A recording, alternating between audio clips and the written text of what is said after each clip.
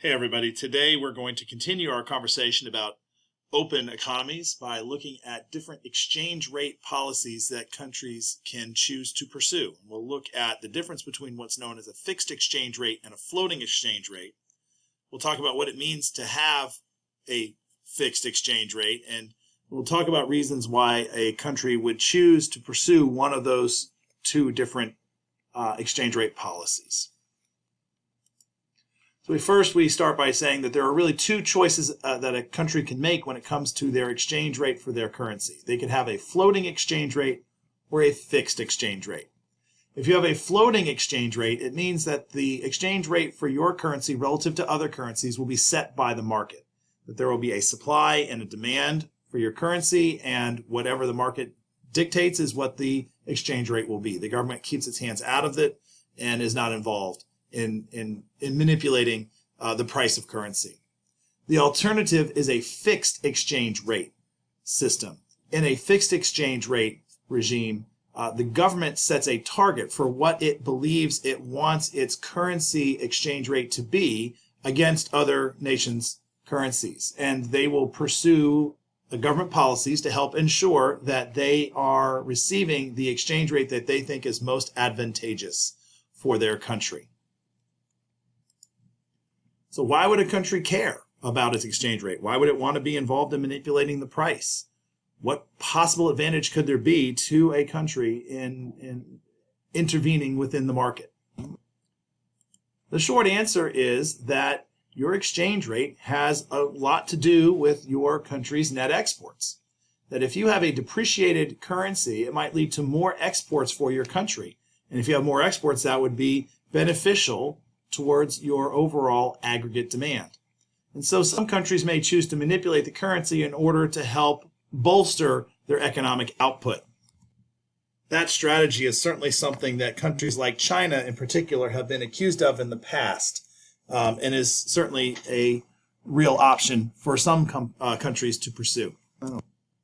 So then the question we have to work through is, how does a country manipulate its currency if they indeed choose to follow a fixed exchange rate system?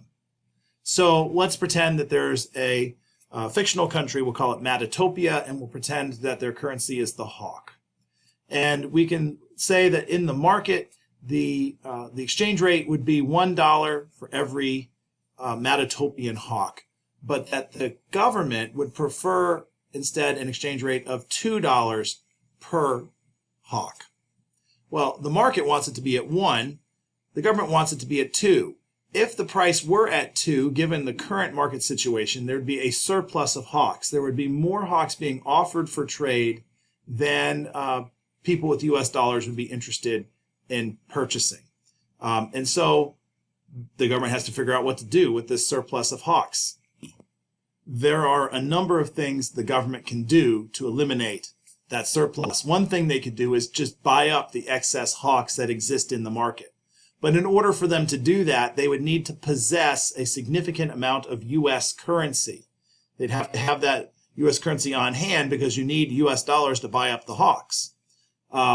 And so this is a limiting factor in why many countries choose not to pursue a fixed exchange rate policy, because they may not have the foreign reserves necessary to maintain the target exchange rate that they want to achieve. But if they did have enough foreign exchange reserves, then they would be able to purchase up the hawks, and by doing so, shift the demand for the hawk in order to close that surplus gap.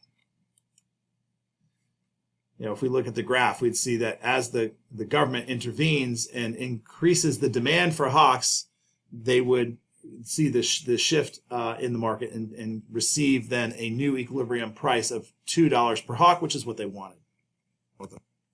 The government could also try and shift the supply and demand of hawks in other ways. One thing they could do would be to try and raise interest rates within their country. Their central bank could choose to increase interest rates, and by doing so, attract investors from outside the country into their financial system. And in order for people in other countries to invest in Matatopia, they would need to come into possession of hawks. So they would increase the supply of their home currency in order to increase the demand of the Matatopian hawk, and that would close the surplus gap and again increase the exchange rate to that $2 target that the government wanted. Another thing they could do instead of manipulating the demand for the Matatopian hawk would be to try and limit the supply of Matatopian hawks in the foreign exchange market. So the government could implement a policy that would require people with Matatopian hawks to have a license in order to sell their hawks in the market, for example. Anything to sort of limit the ability of hawks to be traded would cause the supply of hawks to shift to the left and cause the exchange rate to go up again to that $2 per hawk target that the government had set. So looking at the graph, we would see that if they were somehow going to limit the ability of people to sell their currencies, that would cause the supply to shift left and result in an increasing exchange rate, again, to the target that they wanted. And if the government chose to follow an exchange rate policy, a fixed exchange rate in which their target was below what the equilibrium exchange rate would be in the market itself, then basically the government would follow the opposite of all these policies, right? And they would start flooding the market with more hawks in order to increase the supply and drop the price if that's what they wanted. If they wanted a lower exchange rate. Or their central bank could lower interest rates in order to help incentivize investors to have capital outflow from their country. Or they could limit the ability of people outside the country to purchase their currency. Now, again, the challenge here is that the government could find itself into a little bit of trouble because if they're pursuing policies like flooding the market with their currency or lowering interest rates, then they could create some real inflationary pressures by sort of overcharging the economy and getting it to run too hot. So there are some consequences here that governments could entail if they choose to manipulate the markets and try and set their own exchange rate beyond what the market wants the exchange rate to be. So what are some advantages of having a fixed rate system? I mean, one of the nicest things is it creates price certainty. That is, the value of your currency stays the same. We can go from day to day knowing what it's going to be. When it's a floating exchange rate, we don't know what the exchange rate will be, but with a fixed rate, we know exactly what it will be because the government dictates it and it stays there. And so it's like, you know, your dollar is as powerful in Virginia as it is in California.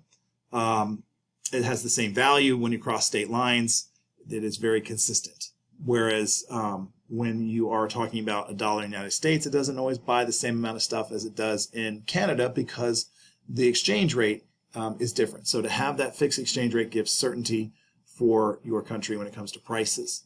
And the nice thing too with the fixed rate is that it does keep monetary policy in check. You can't just arbitrarily pursue inflationary policies to try and grow your economy because that creates some compounding difficulties in trying to maintain that fixed exchange rate that your government is interested in. So it does sort of tie the hands of policymakers when they're trying to pursue this fixed exchange rate.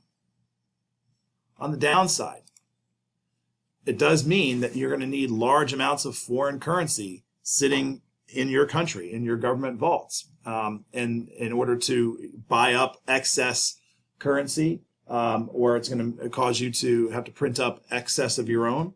And look, foreign exchange is not a great investment. You don't get a whole lot of return on other countries' currencies. So it's not an efficient use of resources necessarily. And it does take away your monetary policy freedom.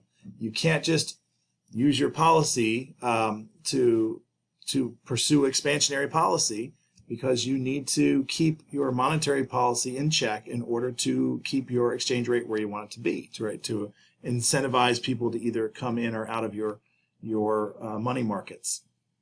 So you lose a tool in fighting inflation and or unemployment when you pursue a fixed exchange rate.